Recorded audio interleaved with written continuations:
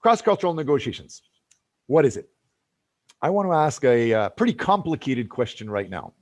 I already know that this group, you can hear me. So the question is going to be interesting. Watch what I'm about to do in the next 10 seconds. Tell me, what am I doing in the next 5 to 7 seconds that helps me with my negotiation?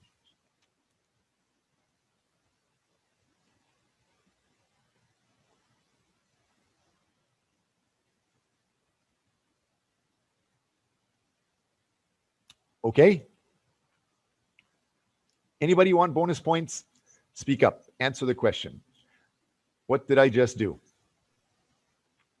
to help? Cross-cultural negotiations.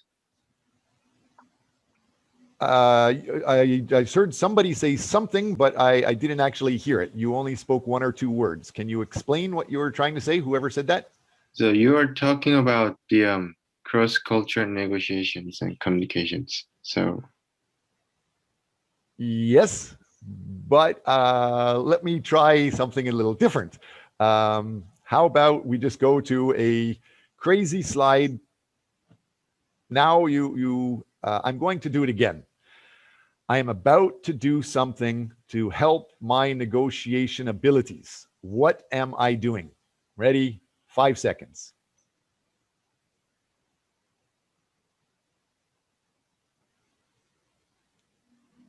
There we go. Anybody? We had 2 people guess, but it's not actually what I was trying to do. What was I trying to do related to managing culture and negotiations abilities? Anybody want to guess? So stay silent. Go ahead, Moon Tae-gyun, you're the student. You get priority over the TAs. Go ahead. I think, I'm not sure about that, but you're gonna teach different between of East culture and Western culture, I think. Good guess. Not sure. I will give you 0.5 marks. So, Hua, please give him 0.5 marks because he's wrong. That's not what I was trying to do, but because he spoke, I'm going to give him a bonus point. So thank you, but you're wrong. Lovely. Anybody else want to guess? What did I just do?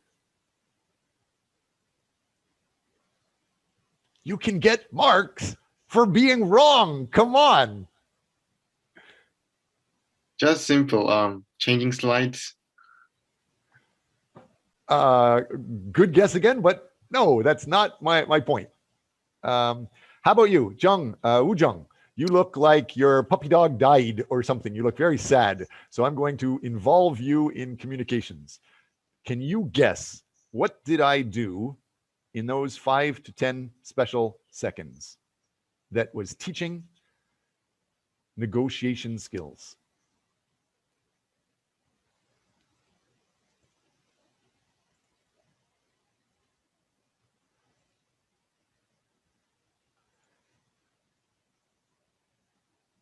I'm still waiting for you to respond.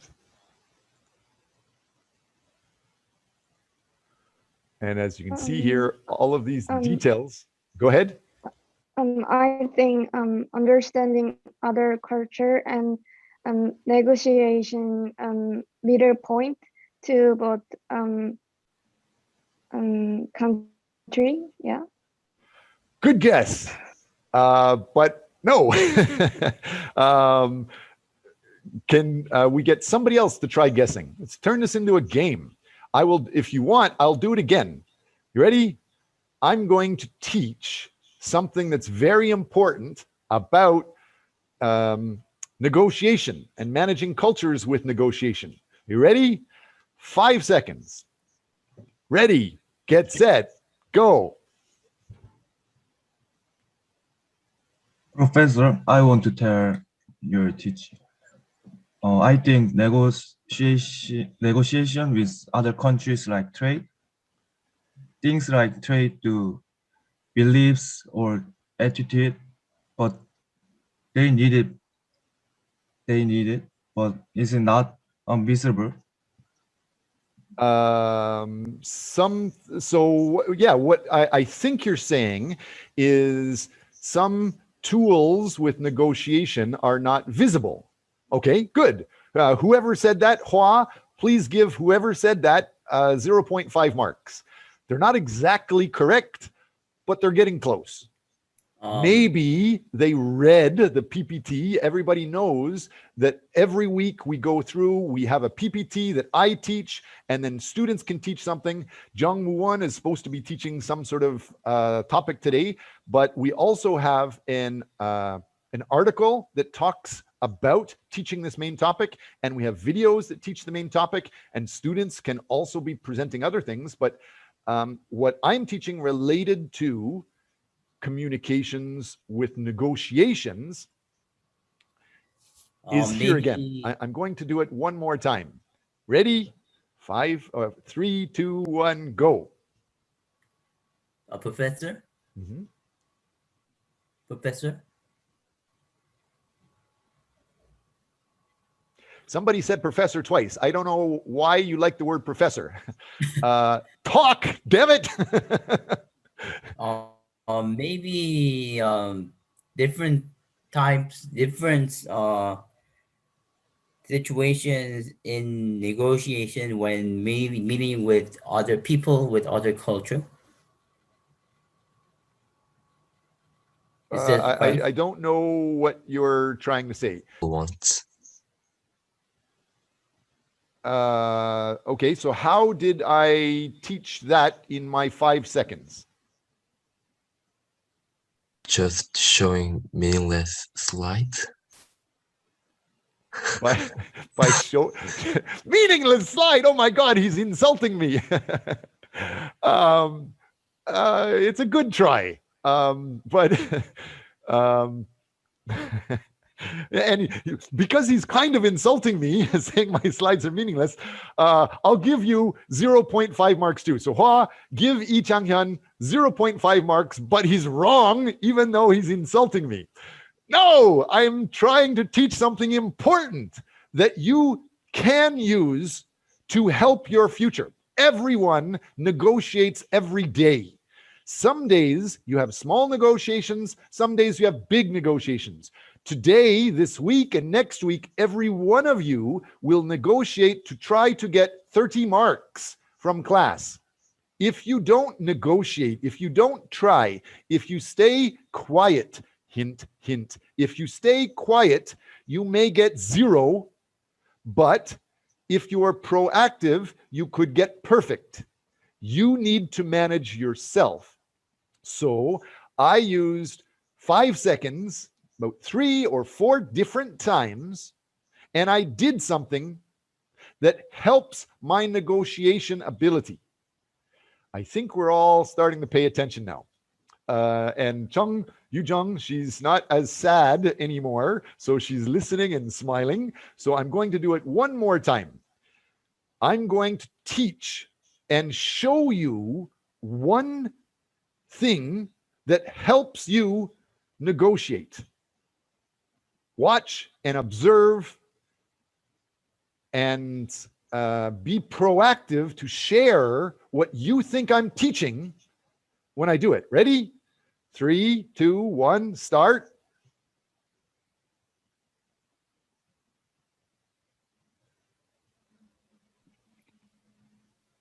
So do some students have to suggest something like? Yeah, that's what we're waiting for. Guess, what am I teaching you? What is the negotiation skill I just showed? I just did. Just waiting. Did I do something? Just waiting for 5 seconds, and some student said, "We have to do something." So, is that deal, something like that? Make a deal. Making a deal is part of negotiation. Okay, but that's not exactly what I did. Good. Anybody else? We should have a proactive attitude. Good. You should always have a proactive attitude. That will help you internationally managing with cultures. And what I just did, it was proactive. But it appears that 99% of you don't understand how I was proactive. Most of you are doing what I did. You do it almost every class, and it pisses me off. It's think really you're talking rude about- internationally. So what was it I that think will you're help talking you about negotiate? listening. Talking about listening, okay, Um, good. Hua, give Jung Sungjin 0.5 marks. Jung Sungjin, if you want more marks, explain. You only said talking about listening. 3 words. Can you use more to explain it? It's important to listen to others as much as talking. Very, very good, but wrong. That is very important. It's true, but it's not what I was teaching. Can you guess again? Waiting for other people to talk. Waiting for other people to talk. That's basically the same thing that he just said. That's nice. Good guess. Another guess? Come on, Area 51 lady. I still haven't heard. You're being surrounded by police and aliens. Maybe they're telling you details. Joe Sebin, no guess from you?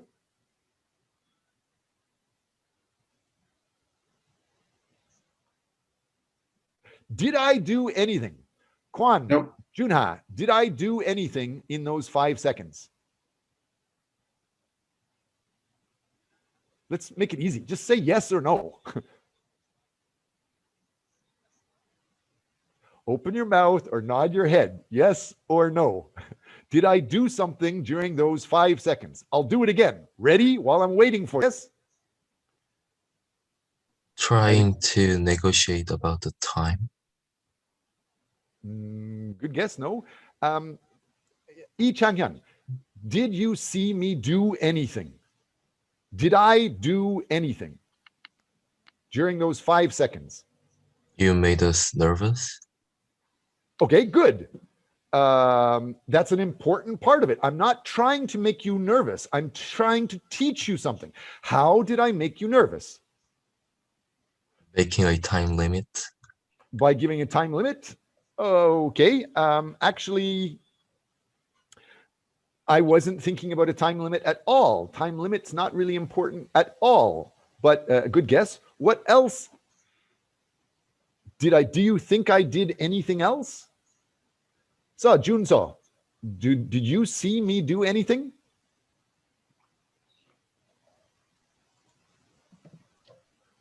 Maybe understanding other culture.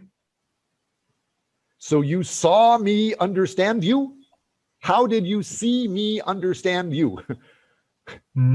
What did you watch me do?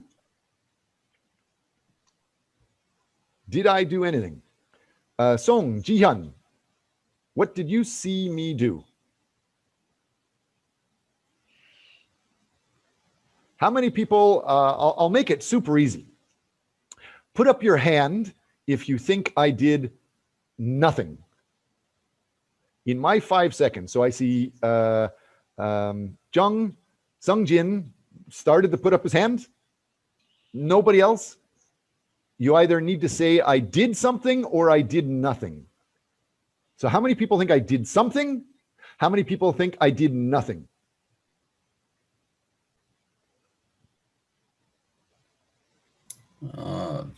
Maybe you just stare at the screen for 5 seconds. I did that, but that's not my lesson. Good, thank you. What else? Professor, I think you were teaching us about being a bad attitude at negotiating, and you were proactive at not being proactive. So you're getting closer, but no. Can somebody twist his words and come up with a real answer? I'm being positive, but what did I do? You counted a number, a second, to give students time to think. Good. About the not important. lesson. Thank you. Good guess. Not important. Somebody. Do you want me just to tell you? Because it's taking a long time. I just tell us. Said nothing. Is saying nothing doing something? Is being silent something? Actually, it is. I was silent. Silence in negotiations can be very useful. Usually around the world, most places in the world, most people on our planet, if you're silent in front of them, that's considered rude. You should acknowledge them and give them some sign that you respect them and you care about them, because in Korea, if you are silent, it is maybe popular, but anywhere outside of Korea, it is very bad to stay silent and not communicate with others, except when you're negotiating. Silence is a tool. So, Kim, Jisoo, can you tell me, what did I just say? What was my lesson? The importance of silence in negotiation. Good, perfect, awesome. Can you guess how to use it to help you? By listening the other talking, by Good. maintaining a silence. Good. While I listen to somebody else, that helps with negotiation for sure. Who's the other one? I think it was Jung Sung-jin. You were saying something about my sound. How is silence helpful? How can you guess? How is silence useful for negotiation? Just the idea of silence. You were saying it's maybe rude. Well, that's partly true. So why is it good in negotiations?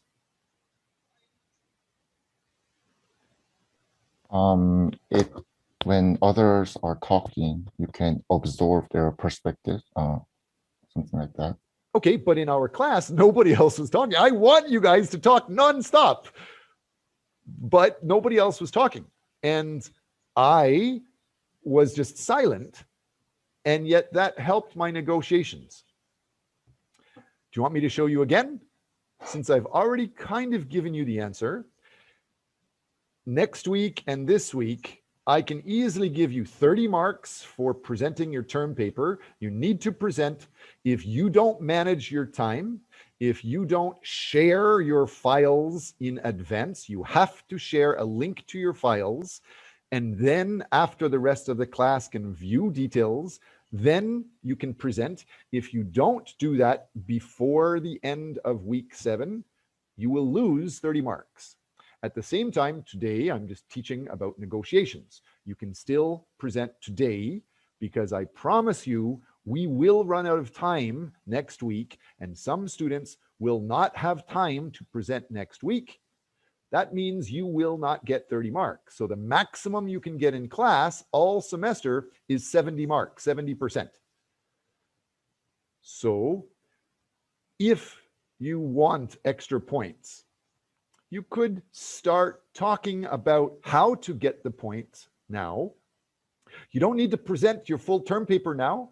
You don't need to present a weekly topic now, but by sharing your comments on our class, evaluations and activities, you could get some points. I'm going to give you a little bit more time. And if you speak up, you will get the points. If you don't, those points go away.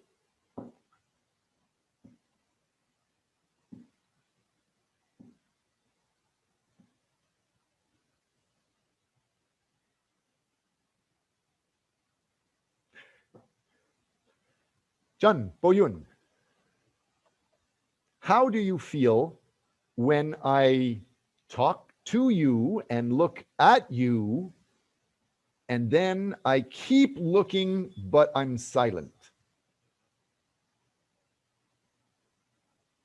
Describe your feeling.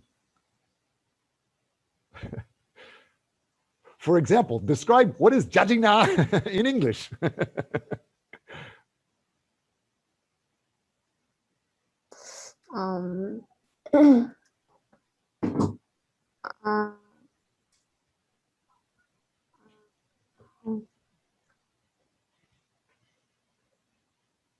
I'm scared.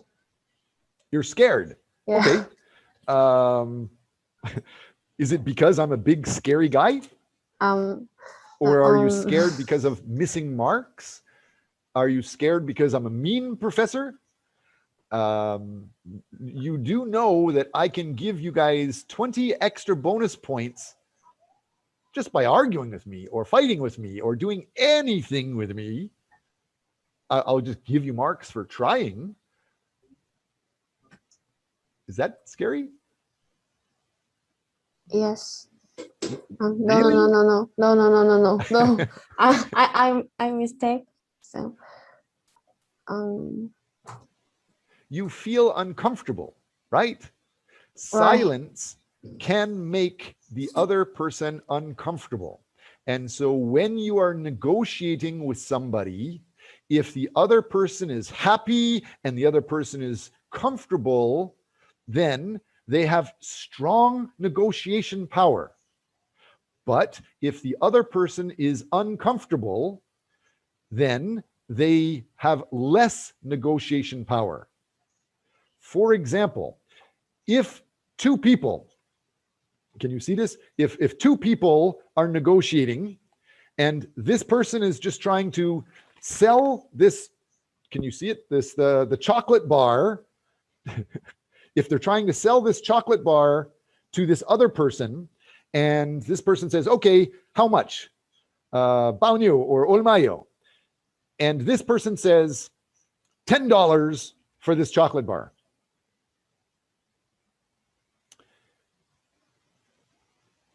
Then this person says, no, I can't pay that. I have a budget. I could pay, And then they're just quiet. And then there's silence. What is the seller going to do? He wants to sell this chocolate bar, but this person is just being silent. And this guy says, okay, it was $10, but for you today, I'll sell it for $7. And the buyer stays quiet. What is going to happen? Kim Jisoo, do you want to guess? Or Im Minkyu, do you want to guess? What is going to happen? Discount. Right. They're going to lower the price, discount even more, from $10 to $7 to maybe $5. And then this guy, all he does, the buyer says is, And then again, silence. What's going to happen again? Waiting. This person becomes more uncomfortable. Or worse, this person turns around and starts walking away. What is the seller going to do? Maybe give up selling or discount again. They're going to lower the price again. Right. So silence helps your negotiation ability. If you keep talking about, oh, I love chocolate, or oh, it's expensive, or oh, my kid would love it, any of those things, the seller still has power and is not going to change the price. They're going to chit-chat about bullshit stuff. But the price stays at the high price. But by using silence in negotiations, it could help you. But for almost anything else, managing cultures around the world, being silent is rude. It's bad in class. That's one of the reasons why if you're silent or you don't have your video on, you lose 0.5 marks each class. Otherwise, I will give marks if you try, even if you're wrong. Who is the student today that was completely wrong? And then one person insulted something about me and I gave points. Who is that? Right? So the idea that sometimes trying anything could help with negotiations, but sometimes what you try is just being silent. So let's get into that idea. What is negotiation? This concept of negotiation, it's the process in which at least one individual tries to persuade another to make a decision or sign a contract. Let's go on to this. Before we get on, how about when we talk about negotiation? Kwan, Junha, are you a bad person? Are you a prejudiced person? Are you a racist mother SOB? Are you racist? Are you prejudiced? Are you biased? No. No, huh? What about you? Jung Sungjin, are you biased? Prejudiced? No. No? Haha, really? Anybody want to try arguing with me and admit that you're biased or prejudiced? Anybody want to admit it? Going once, going twice. Now I'm using silence to help you at the same time encourage you to talk. You can get bonus points if you talk. Nobody's talking. So every single one of you saw this slide.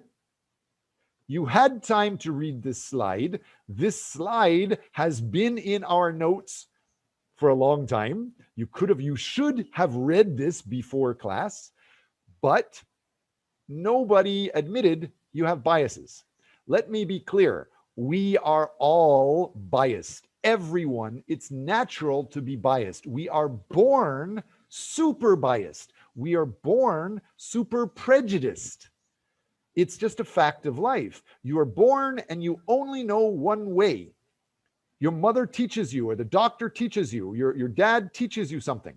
And anything that's not your mother's way, you don't understand. You think it's bad or strange. So we are born biased. We are born prejudiced. And so in order to negotiate well, you must admit it. You must overcome your bias. There are several types of bias you should know. There's confirmation bias, affiliation bias, Dunning-Kruger bias, cognitive dissonance bias. All of you, I hope you realize those things.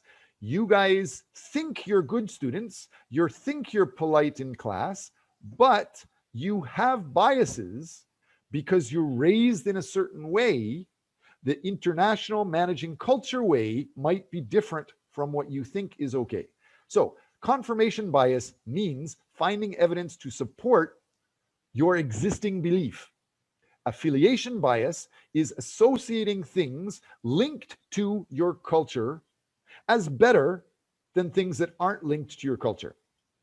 Dunning-Kruger is a research theory that shows you think you know more than you do. I will be the first to admit, Dunning-Kruger for sure, I don't know shit. I will say that. There's a lot I don't know, even though I have 20 years of executive experience and I have 30 years of formal university and educational training. But I admit I don't know a lot. Next, there's cognitive dissonance. That means your new info contradicts our existing beliefs. So you will try to find info contradicting our existing beliefs. So you will avoid those things that you think are wrong. So the first one, confirmation bias, you find things that agree with you. You have a natural ability to find things that agree with you. Number two, you think anything that matches you is good. Anything that doesn't match you is bad. Next, you think you know more than the reality. Last, anything that's different than you, you avoid. All of those are reality.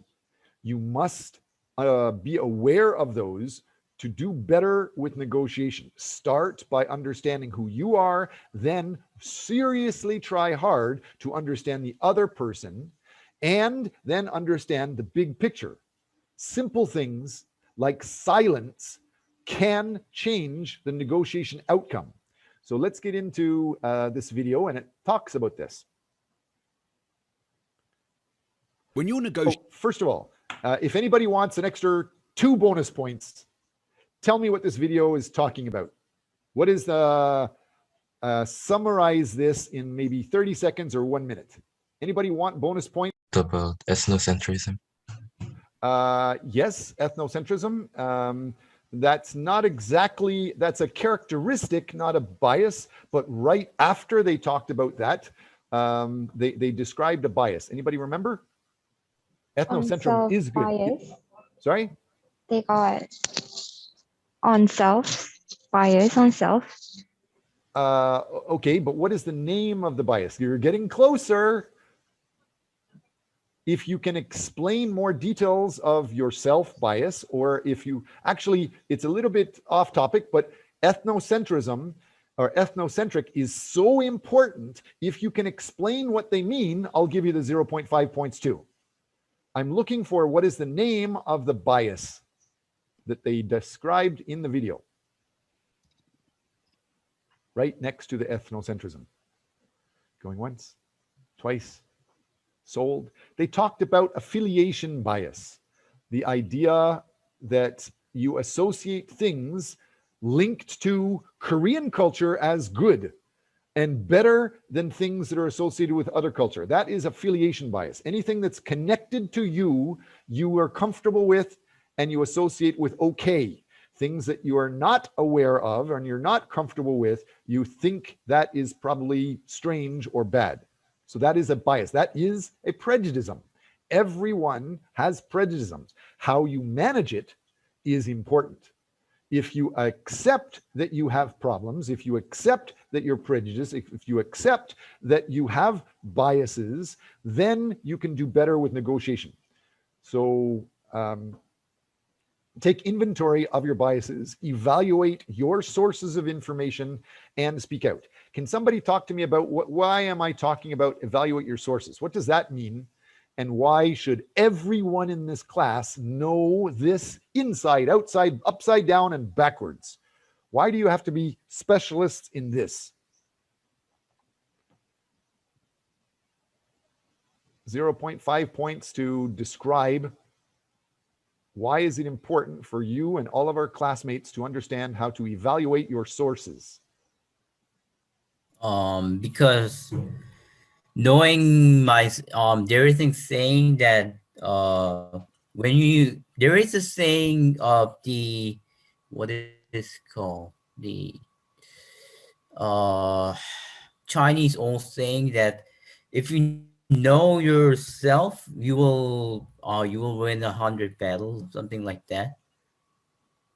Oh, okay. Evaluate yourself. So yeah, that's okay. Are you Canadian? Are you smoking drugs? Are you high? See, that's too bad.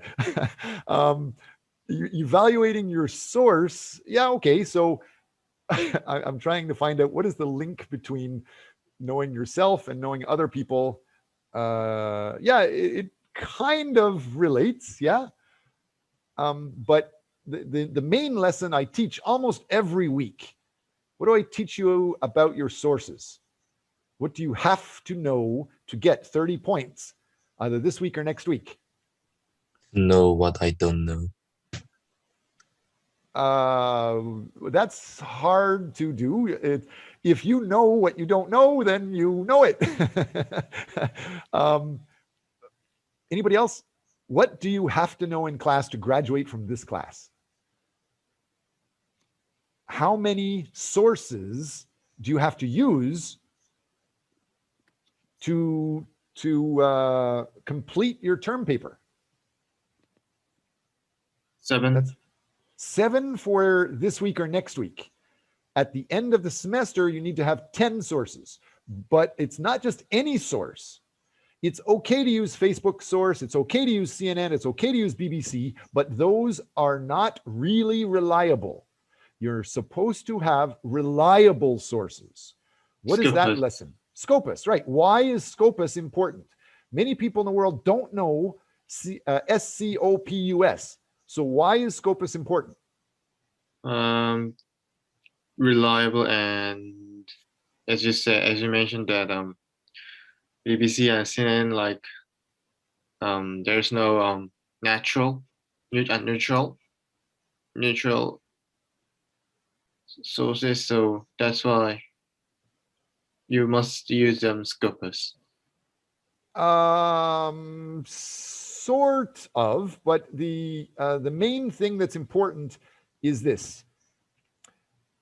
If you write something and just say it, because we are biased, because we are prejudiced, there's a high chance we are wrong. So our information is probably often wrong. We have to get other people to check it. Most people don't get other people to check before we say things. Like CNN and BBC, they might have a manager check, but that manager has to check hundreds of journalists, thousands of stories, and they can't be an expert in everything. But Scopus articles have experts in the world in your topic check for any problems, and if there's any problems, they will tell you to fix it or tell you to go away, that's too stupid. They're not going to take it. So Scopus and Web of Science are the only things that are reliable because they have expert peers reviewing the details. That's what we're talking about here. And just to make sure everybody knows, this is the idea. To get Scopus material, you can log in to the university website, go to the http library.kmu.ac.kr, sign in, and then when you go to the e-material, you can just start searching immediately for, you will see this, go to search any of the keywords you want, like your term paper words, but at the end, you should also see there is, at the bottom, it doesn't have to, when we are identifying that we are biased, we have to identify our biases, make sure that we have reliable information like Scopus information, then we can negotiate well. Otherwise, you need to tell the other person that their material might be bad. But what happens? As soon as I tell you as a student, you're wrong, how do you feel? If I tell you in our negotiation that you're wrong, usually you get pissed off. Usually you get upset. And if you get upset, usually you get more angry, and it's harder to negotiate with you because you might hate me. That's why I say, if you argue with me or try to negotiate with me or even say I'm wrong, I encourage you to try. And I don't say, no, that's wrong, that's bad. By encouraging you and making you happy, it's easier to negotiate with you. So be aware of the quality of information, number one. But next, when you are doing cross-cultural communications and negotiating, there are many key variables. For example, there's the deal-focused versus relationship-focused. Some cultures are focused on a deal. Some cultures are focused on a relationship. North America and Europe are usually individual-focused or deal-focused, and Korea is relationship-focused. Another idea is some cultures are direct, like North American or European cultures are usually direct, and Korea is indirect communications. So some cultures are informal versus others are formal. Some cultures are monochronic versus other cultures are polychronic. And then you have the reserved versus expressive communication. There's many different ways to describe cultures. And so I'm not going to talk too much about all of those things. I want to just point out a few other details related to getting to yes. So I'm going to summarize the most important things first, and that's in here. You can access it if you go through these later. But if we go through this quickly, some students that are supposed to be signed up to present, like you, Uno, you should be presenting now. Jung Sojin, you should be presenting now. Yoon Jung So, Kim Unbi, Jihyun Song. Many of you students, you should be presenting. That's the smartest thing you can do to get points for today. So if you want to present, start raising your hand or start talking to TA, start talking in class, and I will allow you to share your screen, share your presentation, you get 30 marks. Otherwise, we will go back and I'm going to go through this quickly to make sure you understand the details. So the popular thing in Korea is to use the Harvard style. And when we're teaching negotiation, I understand Korean people like brand names, Korean people like image. So I'm speaking your language to show Harvard is famous for teaching negotiation. They actually have a Harvard negotiation project, and it's this book called Getting to Yes.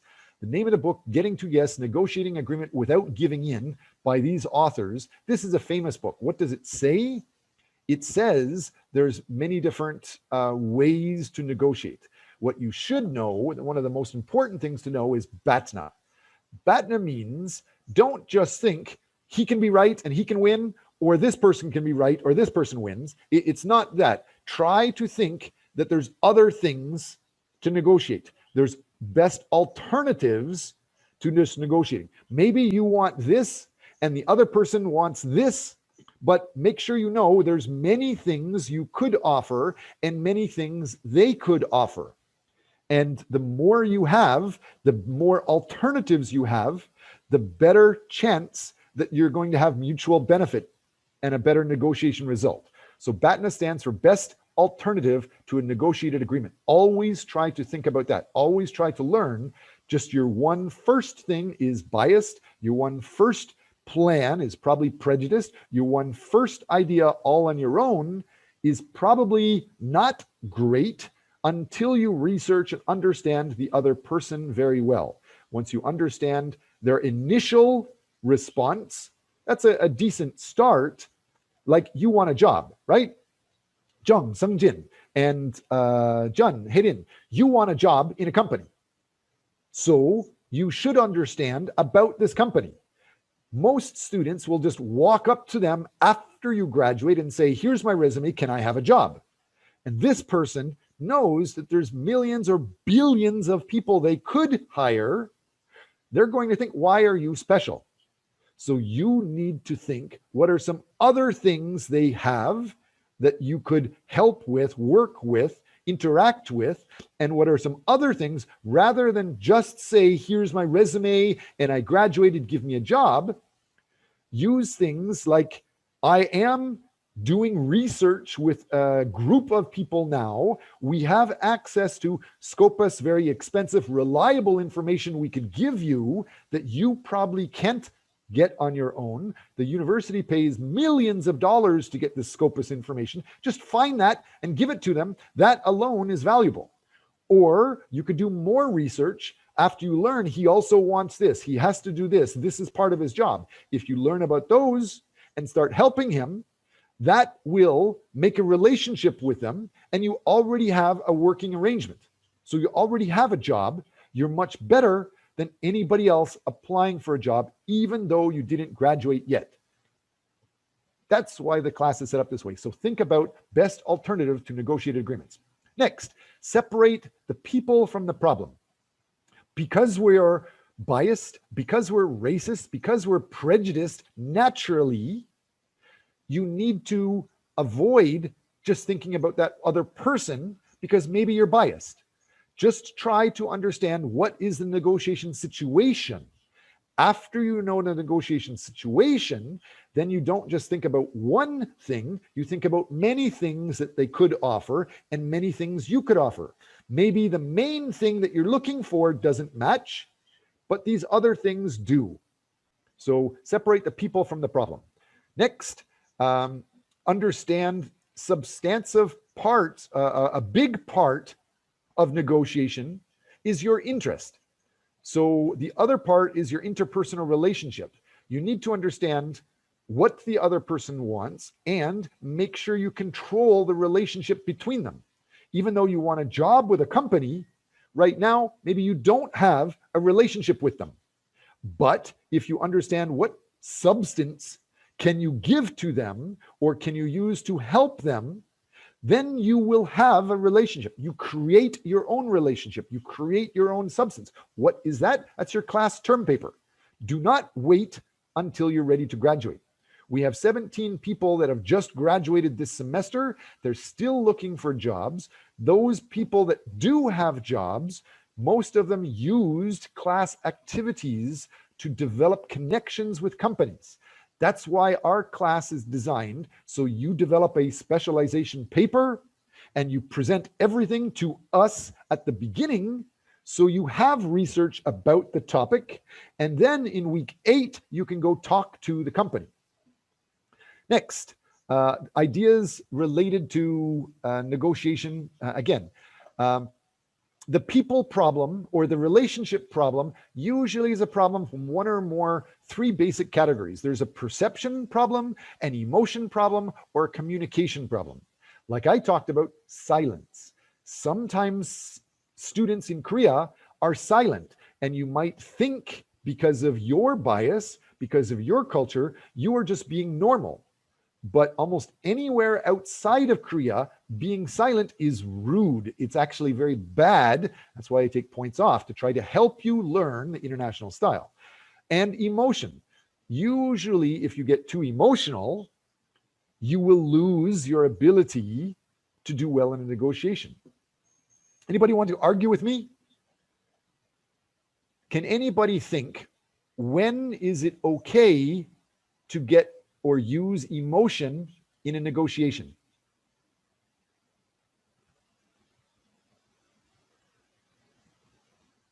Going once. When you are wanting something from someone.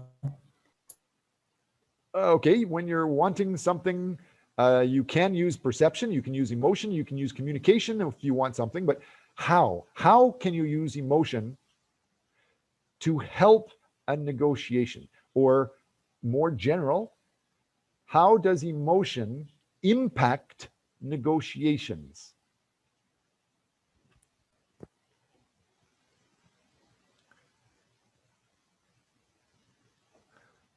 Song Jihyun and Sung Junso and Kim Jae-kyung, all of you that don't have your videos on, I assume you might as well just turn your Zoom off if you don't really realize it.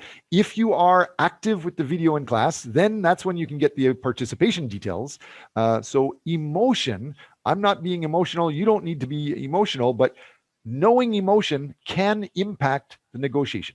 Usually, if you get emotional, usually it's bad, because when you get emotional, you don't think clearly, you don't think wisely.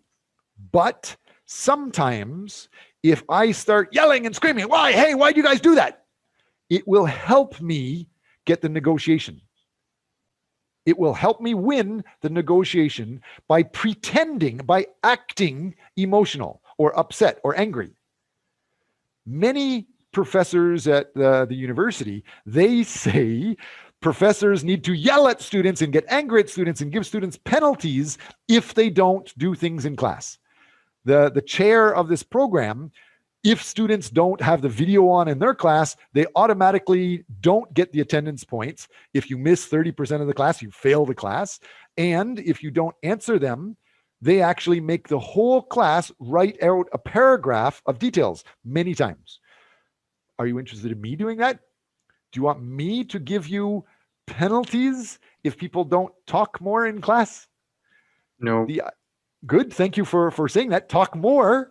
The idea of emotion. Let's use emotion. Emotion make people to impulsive choice. So it makes them impulsive. Okay, so impulsive means you're not doing the right thing. You're just doing anything at a reaction, not thinking about it. Good. So that could be bad. Here's the harder question. In our class, I want you to think deeply and try arguing as much as possible. Why can emotion help you negotiate? How can you use emotion to help you do better negotiating? We can figure out what they're thinking from their emotional face. Okay, so if the other person is emotional, like if this person is emotional, this person will understand them if this person's emotional, right? The other person understands you more. Maybe. How else can I use emotion to help me win an argument or win a negotiation? How can I, what happens if I start crying? If I start crying in class? Get a sympathy. Yeah, empathy. Yes, use your sympathy, use the empathy, and you will do more. If I start yelling at students, you do more. That's more emotion. If I start crying, it's the opposite, then you will also do more. Anybody not believe me? Do you want to see me cry? You want to laugh? I made Professor Watts cry. No. Should I be giving you simple negotiation characteristics? The idea of two people are walking. Let's say it's a guy and a girl walking down the street. You don't know who they are. It's just a guy and a girl. But let's say the girl just starts going from happy and smiling and holding hands, and then all of a sudden the girl starts crying. What is the guy going to do? Mr. Kwan Junha, if you are walking with a girl and she starts crying, what will you do? Hit her? No, that's terrible. You can't do that. What would you do?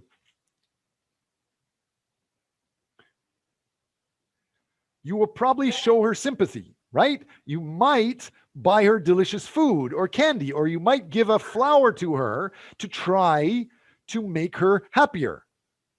So she didn't do anything except she looks like she's crying. Just crying, and you start giving her more.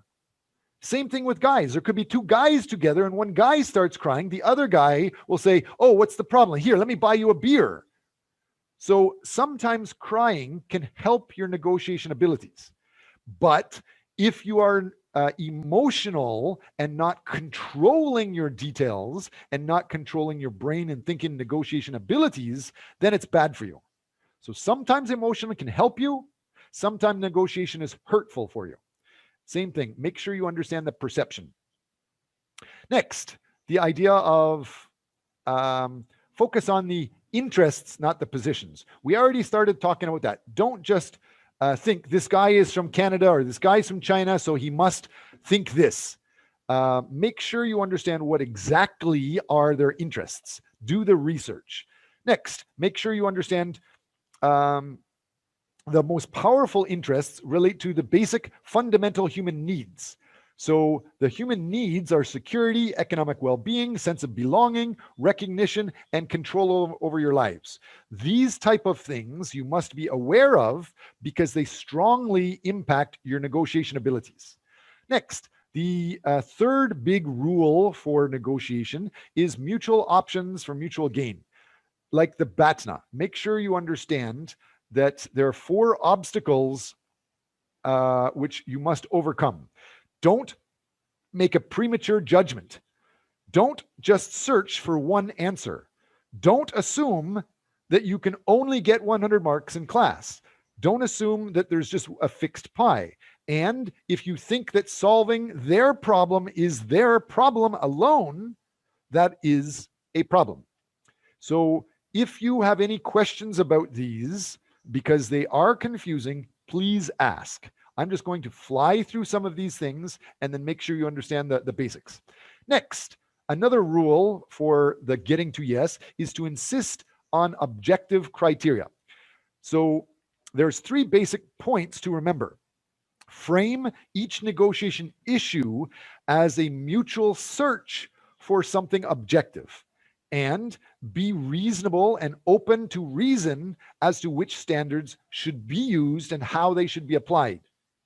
Next, never bend to pressure, only to principle. Remind you that this is created by the Harvard. And what I would really like is somebody in class to start speaking and say, hey, that doesn't make sense. If you do that, I'll give you 2 extra bonus points because you're right. It doesn't always make sense. The idea that you should be reason focused, you should be reasonable, that is not an East Asian characteristic. East Asia is focused more on relationships than being reasonable. The North American and European countries, they are more reason-focused or logic-focused countries, not relationship-focused. So if you are saying you have to be the American style, That's kind of bad. So this book is world famous, but it has problems. These are one of the problems. It also has several problems. For example, negotiating with Chinese. When you're negotiating with Chinese, sometimes this says never been to pressure, but the Chinese, they will pressure you to drink together. And if you're drunk, then they will try negotiating or signing a contract. North Americans think that's illegal or unethical or very bad. You should never have alcohol in contract negotiations. So you must understand those objective criteria depends on who you're working with. North Americans say these. It's better to check who you're actually working with. Next, as I said, with the idea of drinking, many cultures, alcohol is used as a tool to help negotiation. For example, in China and Korea, they often toast constantly. They cheers and drink constantly. If you say no to drinking, that's rude. It's just like being quiet or being silent or not showing the video in our class. Those are rude things. So make sure that you have a reason if you're going to stop drinking. For example, if you have a medical issue or you're taking medicine, something like that, then they will accept that you don't drink, but they will not be happy. Be aware of that. In negotiation situations, drinking alcohol is said to be one of the most important and common ways to promote honesty in Korea and in China. But it's not necessary. It is a tool, and there are bigger, stronger, better tools than using alcohol. Anybody that can tell me what is a better tool to get negotiation success in Korea or China than alcohol, I'll give you more bonus points. I'll give you some hints. Anybody, if you want those bonus points, just start talking out. Next, using the alcohol, the reason is it helps the atmosphere to let people be open-minded, and also drinking with your client makes you friendlier. It develops friendships. Next, go ahead. People relationship with the negotiator. Yes. So the answer is right. Develop a relationship with the person you're negotiating. That is far more valuable than just using alcohol, drinking together. Absolutely. Whoever said that, Hua, give that person one extra full point. Can you explain more details to the class? Maybe the class doesn't understand. So UNO, you should get one full bonus point for saying that. Can you explain it? Maybe in East Asian countries, having a relationship with others, having a relationship with the counterpart negotiator is more important, because it kind of forms the atmosphere of trust or mutual understanding of each other, so that we can be more reliable. Yes. So good. So there's the idea that if, for example, if you are a business partner and I want to have a good negotiation with you, if I learn about you, if I learn about your father, your mother, your brother, sister, your wife, your children, and then start talking about your children and maybe give a small little candy or a small drink to your kids, that small relationship makes a much better relationship. That small action makes a much better relationship, and I'm closer to you. That closeness in relations will help your negotiation better than just any money details. So having relationships is better than drinking. And the other way to think of it is, so if we drink together and I get crazy drunk and I vomit on your shoes, yes, you can laugh and we can talk about funny stories. We got drunk together, I vomited on you. That might be a little bit closer, but it's not as good as if I wait a week or 2 weeks and then send you a small gift to give to your mother for her birthday, or give to your daughter or your son for their birthday. Those activities make a much stronger connection and much better negotiation ability than any alcohol and vomit could help. So class